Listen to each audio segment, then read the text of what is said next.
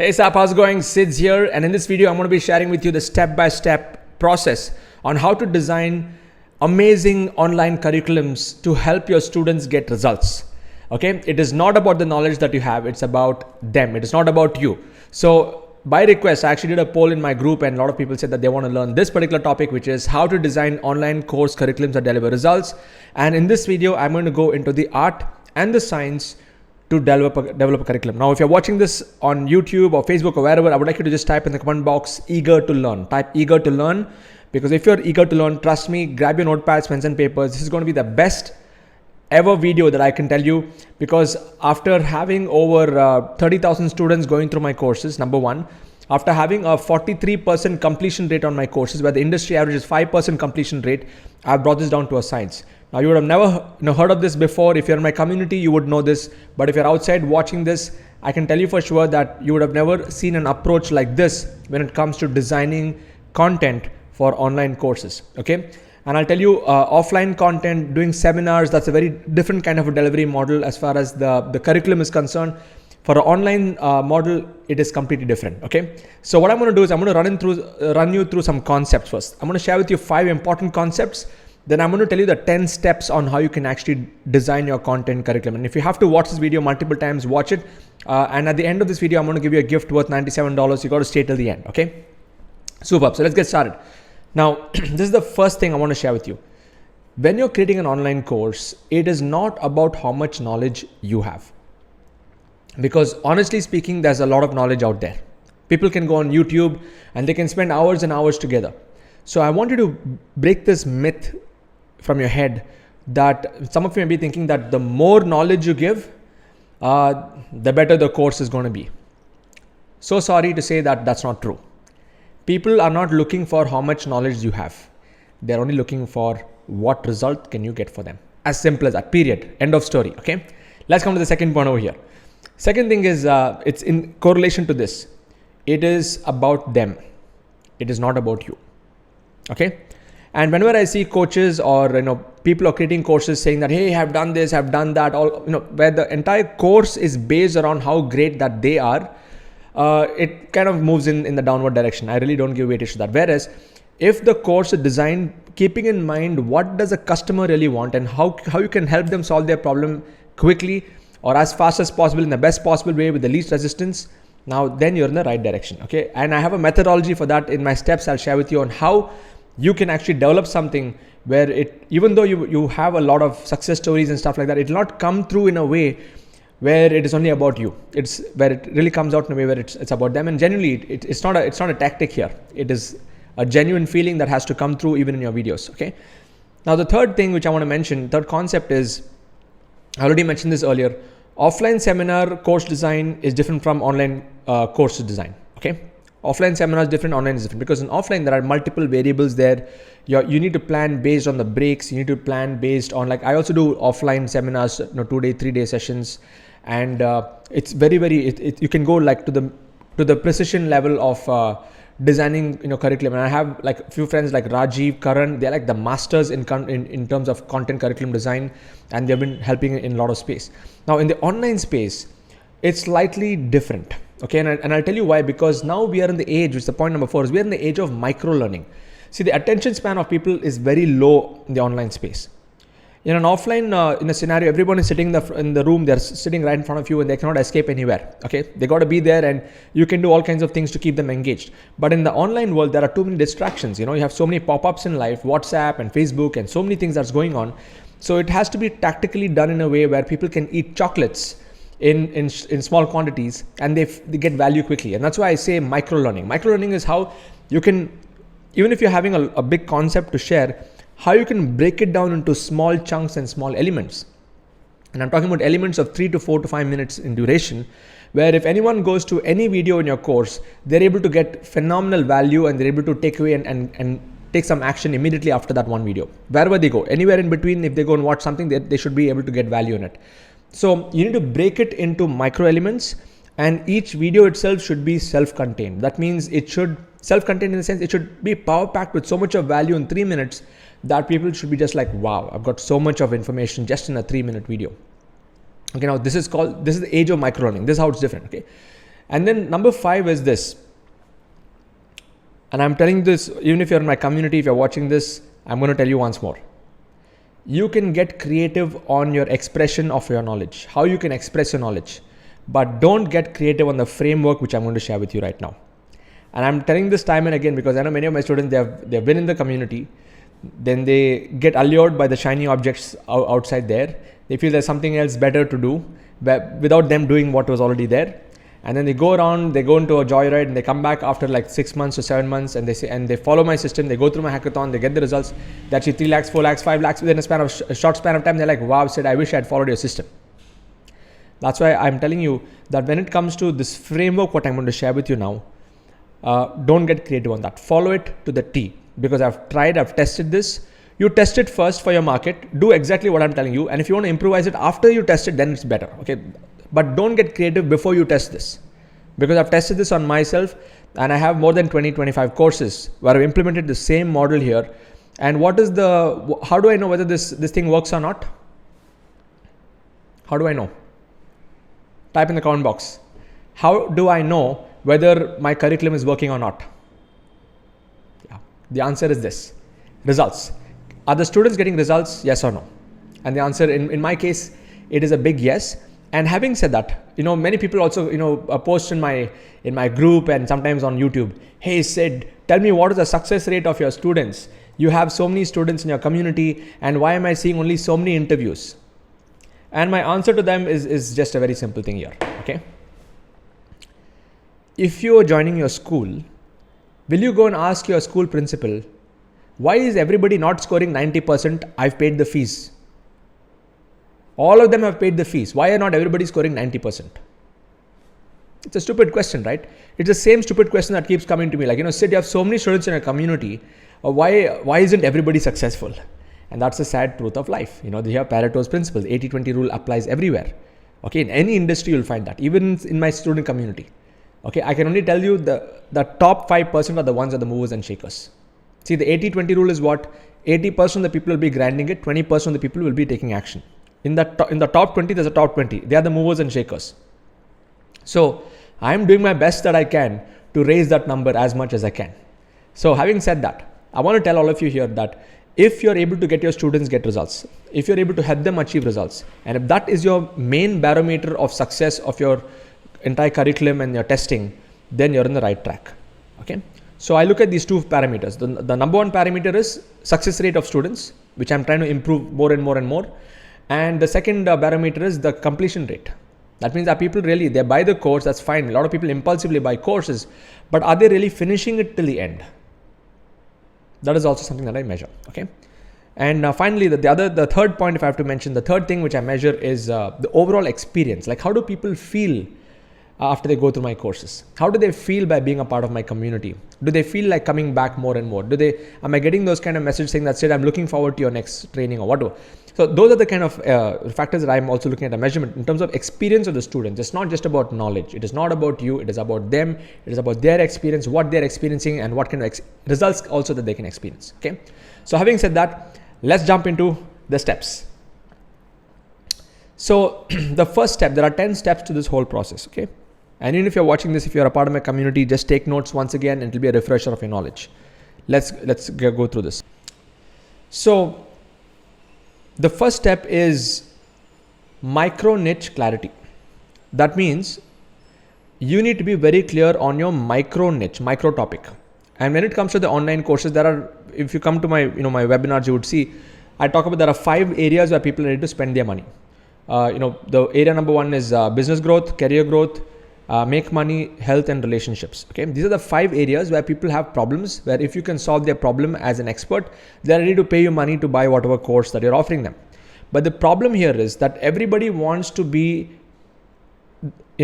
like everybody else. Like, there are too many coaches just copying each other.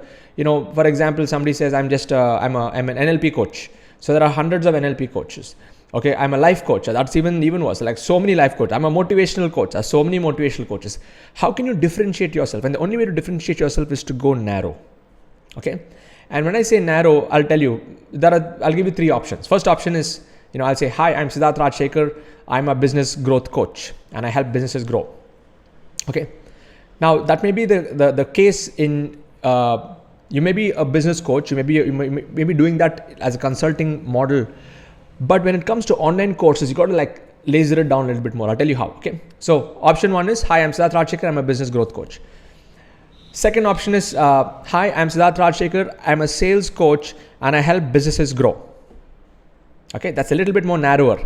It is still in the business growth space, but I'm focusing on sales. So when it comes to an online course or online product, it is even more attractive to buy a course which is dedicated to sales as compared to an overall business course. Okay, let's go one level deeper. Now, if I say, hi, my name is Siddharth Rajshekar, I'm a video sales specialist and I can help businesses grow using the power of videos. Now that is very attractive.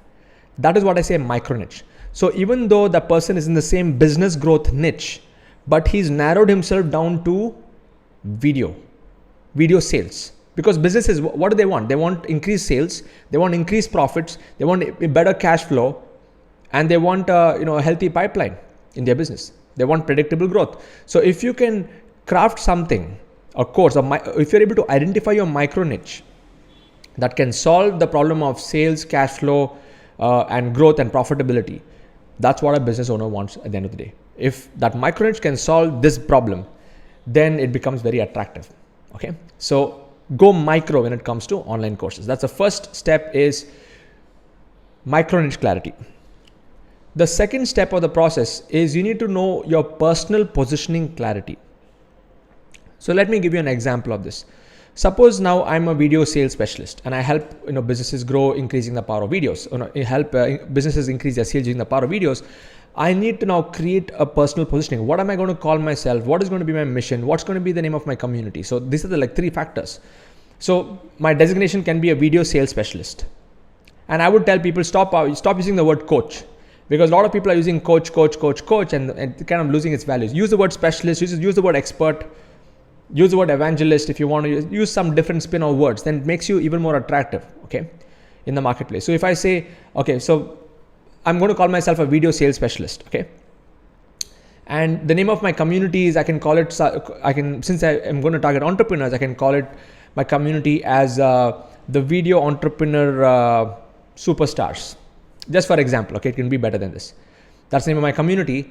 And then my mission is to help 100,000 entrepreneurs increase their sales, drastically increase their sales using the power of video. So if I have to introduce myself, I'll say, hi, I'm Siddharth Rajshekar, I'm a video sales specialist, and I'm the creator of, and I'm the founder of the Video Entrepreneur Superstars community, and I'm on a mission to help 100,000 entrepreneurs drastically increase their sales using the power of video. When you position yourself in this way, where there's a congruence in your niche, there's a congruence in your goal, which you want in the market that you want to serve, and the congruence in your mission, and it is not about you, it is about them. So you give your community name, boom. That is another green checklist, okay, a green tick that I'll put there, okay. We have not yet come to curriculum design, by the way. Everything has an impact on curriculum design if you go through this approach, okay. The third step is you need to have, clarity on your market need. What does your market really want? For example, I just gave you an example. If you're targeting businesses, then businesses want increased sales, increased profits, increased efficiency within their organization, and increased cash flow in their business. And if you can solve that problem in whatever micro niche that you're in, they will be ready to pay you money for whatever course you're going to offer them. Okay. If you're targeting the career growth niche, people who want to grow up the corporate ladder, what do they want? They want to upgrade their skills. They want to be more relevant in the marketplace. They want a higher pay package. They want to really add more value to the organization. They want to look good in front of their superiors in their organization. And if you can provide any kind of solution that can help them achieve that particular goal, they'll be ready to pay you money for your course. What was the micro niche? Under career growth, there are so many micro niches. You can either focus on soft skills or hard skills, or any particular specialization that if they're able to acquire that knowledge, they can get a better pay raise, a better pay package that can be more valuable in their organization. Now, if you're targeting health and wellness, you want to help people become more healthier. You can either focus based on the specific health problem. You want to help people overcome, lose weight, for example. Now that is a health issue. Or you can even focus on a method. Maybe you're an expert in yoga. You're an expert in intermittent fasting. You're an expert in, nutrition. So you can either go method focused or problem focused when you're when you're doing a positioning. So in other words, coming back to the mind map over here, you need to know what is the need in the market. You need to have clarity on what the market needs. So if you know that an entrepreneur needs these 4 things, your entire design of curriculum should be based on how it can fulfill that need as soon as possible, as fast as possible, in the path of least resistance, with proven formulas and concepts. Okay. Now, then we come to step number 4 is the outcome clarity. And this is what I tell many of my students to do when they are doing their curriculum design. I have a course called Curriculum Design Blueprint. I give them templates and stuff like that. So in that particular course, I make everyone, they actually have to write down the top 10 outcomes of somebody completing their course. What is the outcome? What happens after they finish the course? So if I'm a video sales specialist, and if I'm going to create a course, the first thing that I will note down, even before I start creating the course, okay, what I will say is, if somebody goes through this course, these are the 10 things that I want them to have. This should be the 10 outcomes. First is, they should be comfortable speaking on video. They should know all the tools about video recording. They should know how to edit videos themselves. They should know all the different formats of video and where to apply which format of video. They will have an idea on how to sell effortlessly through webinars.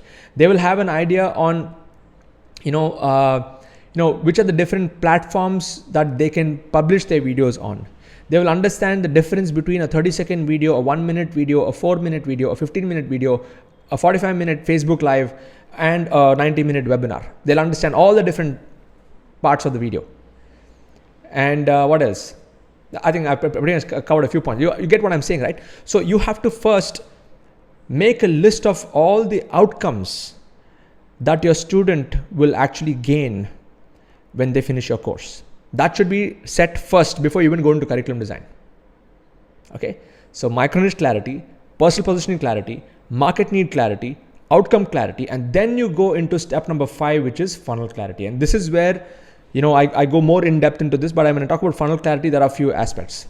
I tell people to basically have 3 levels of courses: a level 1, a level 2, and a level 3 course. Okay, level 3 curriculum.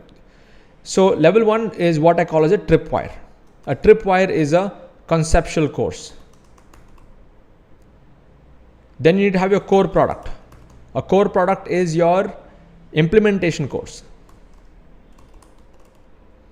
And then you need to have level 3, which is a profit maximizer, which is your more to do with like where you want to create an impact and more results. Okay. For example, my entire funnel is a 3-stage funnel. Like when they come into my funnel, they buy a 7,999 rupee tripwire course, where they get a whole bunch of 11 courses in one. And then I have a core product which is at 15,000 rupees. Then I have a profit multiplier which is at $1,000 range, 60,000 rupees. Okay, 70,000 rupees in that range. So you need to first define your levels even before you go to design your curriculum. Most people don't get this. They just think that I'll create one course, I will give everything inside that, and then once everything is in there, the more I load into it, the more money I think I can make. It doesn't work that way. See, I'll tell you, since I come from the sports background, I used to play cricket for school, and I still remember the days that initially when I got into the whole practice game, the coach never made me go and play the match. For weeks together, I was just practicing. I used to be doing all the warm-ups. I used to bat in the nets, and they used to monitor what I'm doing exactly for a long time before they sent me into the playing 11. Okay, so the same approach needs to be taken even when it comes to designing a course. Is if you're directly going to go and ask them to do stuff, they may not be able to do it. So that's why I've created a layer where the first layer is a conceptual layer. Like for example, if I'm going to be doing a video mastery course or something like that, the first level is where I will tell them all the concepts of how video works, all the different steps all the conceptual elements of video, like how does it work, how to be more confident, and all those outcomes that I mentioned in the previous step. I conceptually clear all of that. I set the foundation. And then what I do is, then I put them into a challenge. Like I have a 30-day challenge where people have to set things up in 30 days. I have Freedom Setup Challenge. Okay. And that is a different product of its own. Okay. Even though I have a hackathon, which all my members can actually, all level 1, level 2, level 3 can also participate. But the tactical step-by-step implementation knowledge comes only in a level 2 program, and it is important for you to price that separately and not bundle into the level 1, because you want to filter out the people who are not very serious. I'll repeat it again. You need to filter out the people who are not very serious. So if you're charging anything under 10,000 rupees for a tripwire, that's good. That's a good target market. In fact, I tell my students when they're starting off, they can start with 2,000, 3,000, 4,000 rupees, under 5,000 rupees also to start off with. And once you have gained momentum in your course, your generated success stories, then you can raise it to whatever level that you want. Okay, but the purpose of a tripwire is to make it easy on the pocket, so that a lot of people can come into your world. They can experience the magic that you're actually offering them inside the world. And those who are serious, then you put them into implementation program. Like for me, I have a 30% conversion from level 1 to level 2 automatically. That means I know 3 out of 10 people are serious about implementing. The remaining 7 people, they've got the knowledge, they can implement it on their own, but they're not committed. And that's the sad truth of the world. The committed people will always be less, because everybody wants things faster, cheaper, better, and without doing it. They want lazy money. And that is not, I don't even believe in that stuff. It does not work. Okay.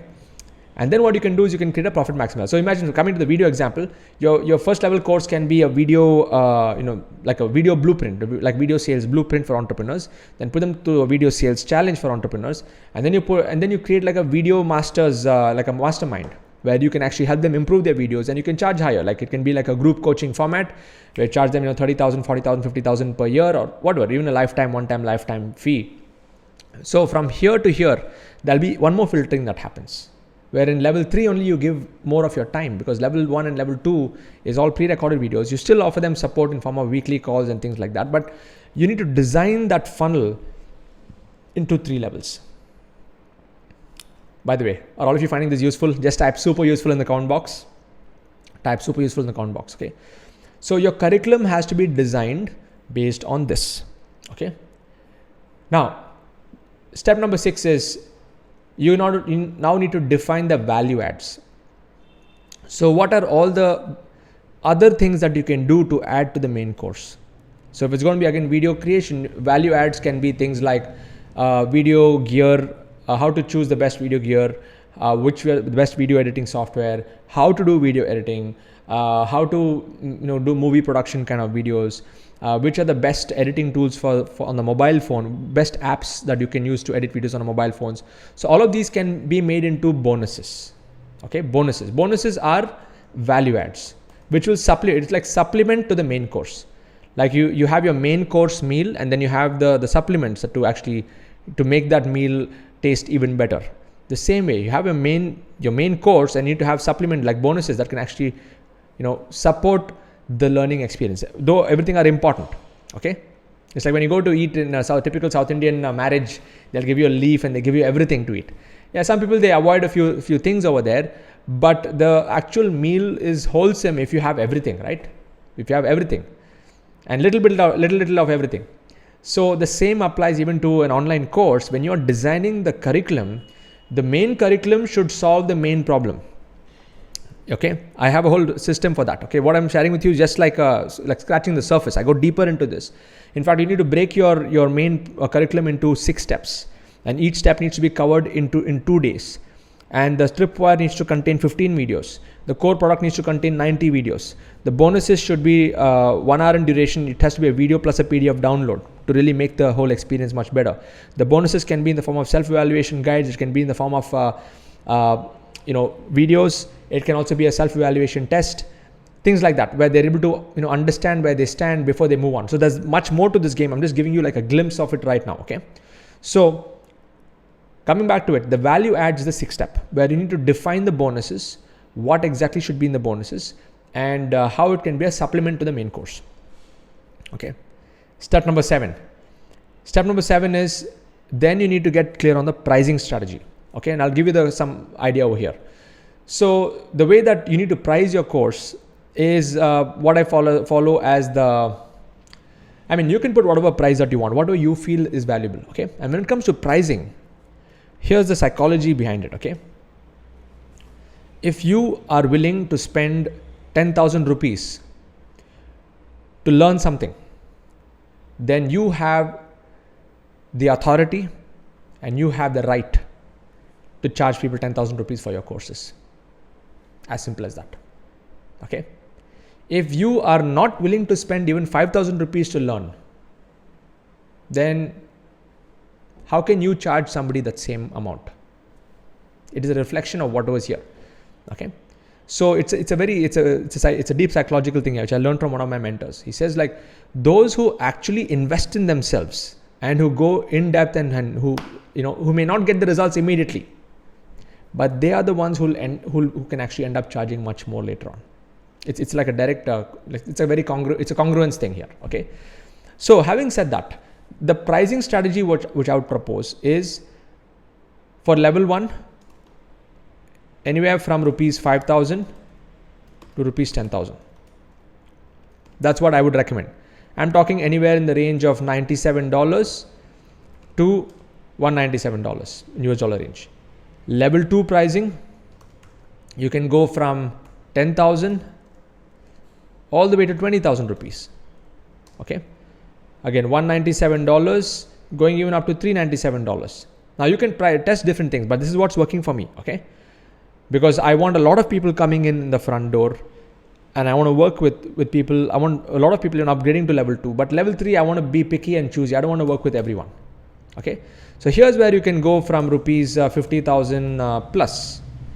Okay, I'm talking about charging people in the range of $997 going all the way up to even $5,000 also for an online course, and people would be ready for that. Okay, there's some programs that even go more than that.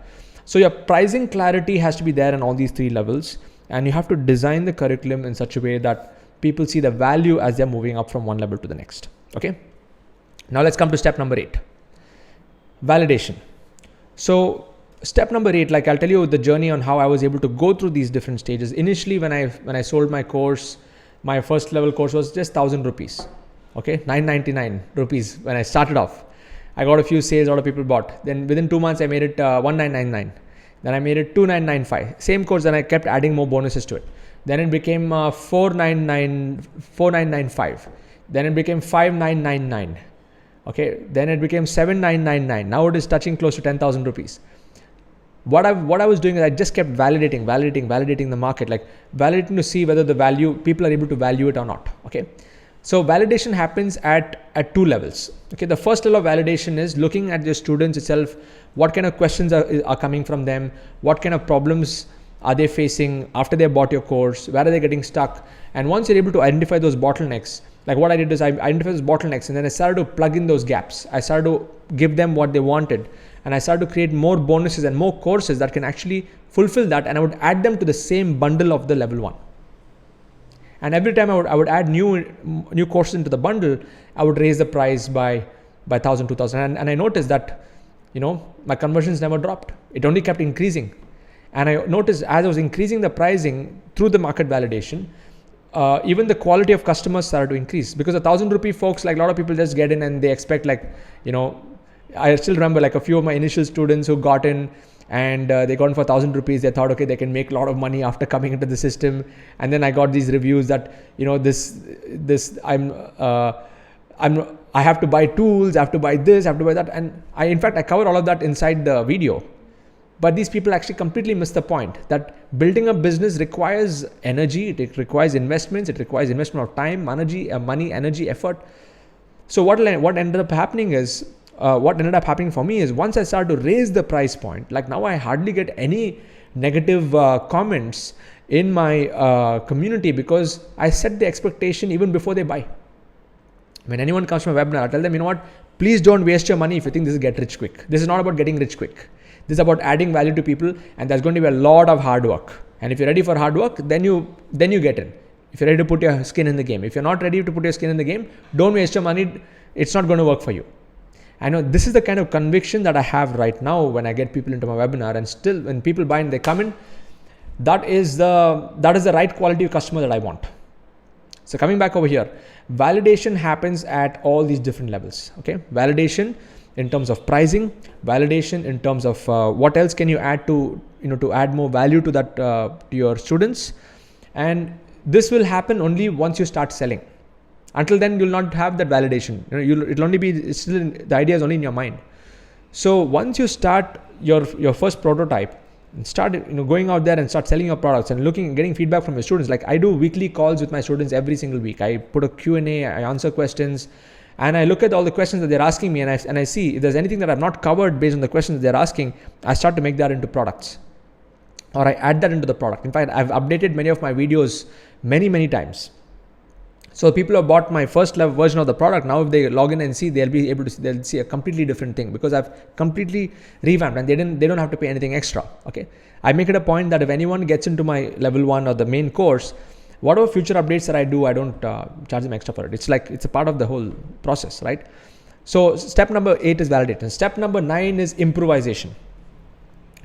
Improvisation is after validation. It's actually you validate, look at what's working, and then you improve and improve and improve and improve. All these micro tweaks that needs to be done in your funnel, in your courses, in your curriculum. If you have to remove a video, put a new video, do that.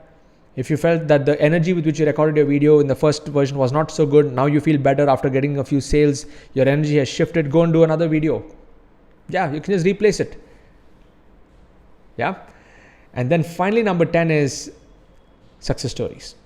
Okay, focus on building success stories. So even in your curriculum, like in my curriculum itself, I have a segment called the Hall of Fame, where the success stories of all my students are going into an archive, and that becomes a part of the learning curriculum, because it's not just about me talking and teaching, but if other students are able to look at what others are doing and they get inspired, something clicks in their mind. That is what's going to create a massive shift. Because ultimately, I'll tell you, when it comes to course design, when it comes to curriculum design, the first problem that you need to fix is the operating system of your students. Because most of your students, their operating system is outdated.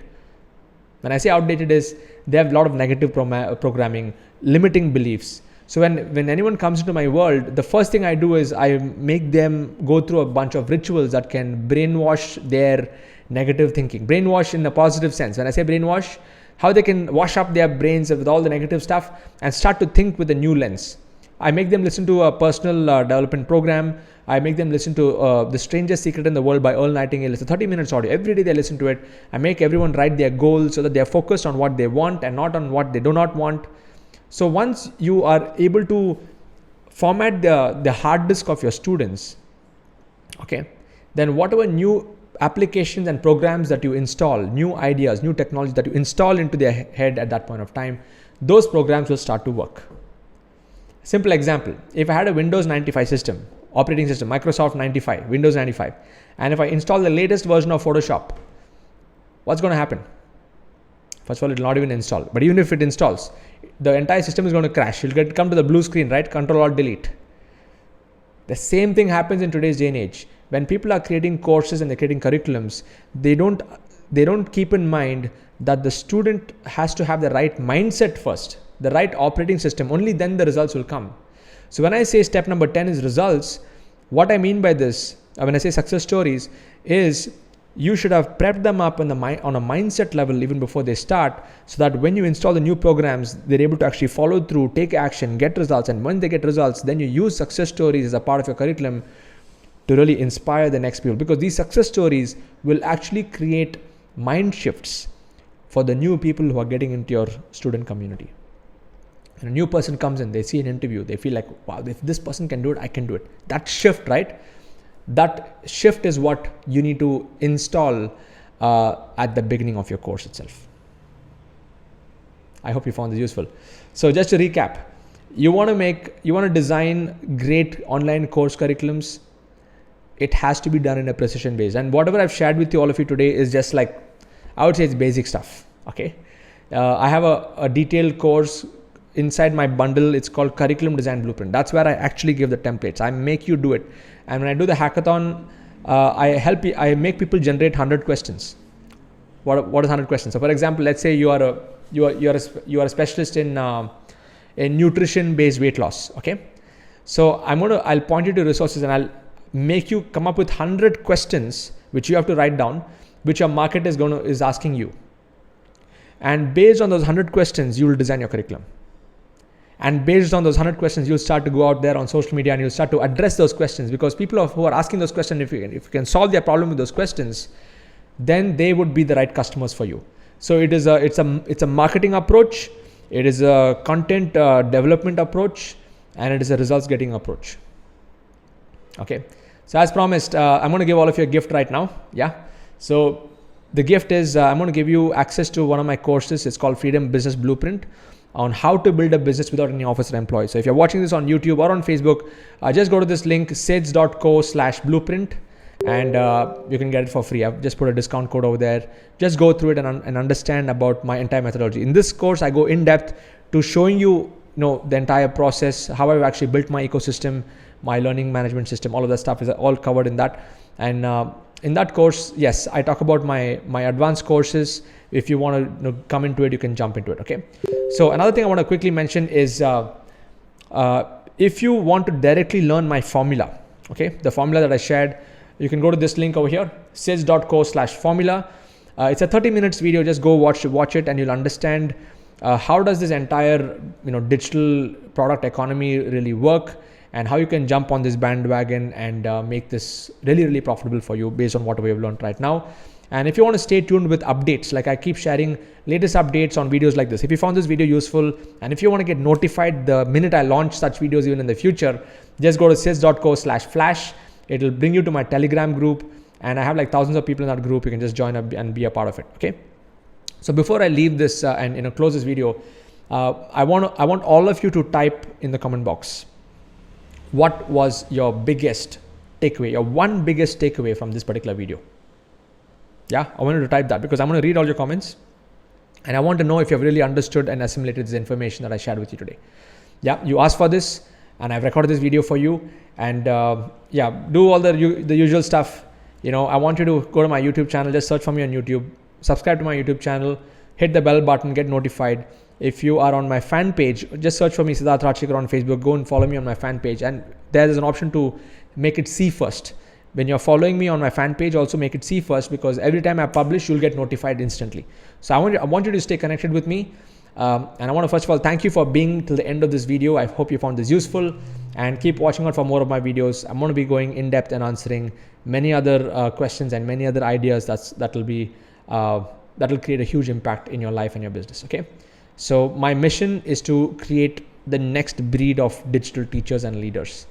I really want to create a tribe of over 1 million digital teachers who can create a positive change in the world. And I would love you to be a part of that mission. Okay. Cheers. God bless, and have a great day. Bye-bye.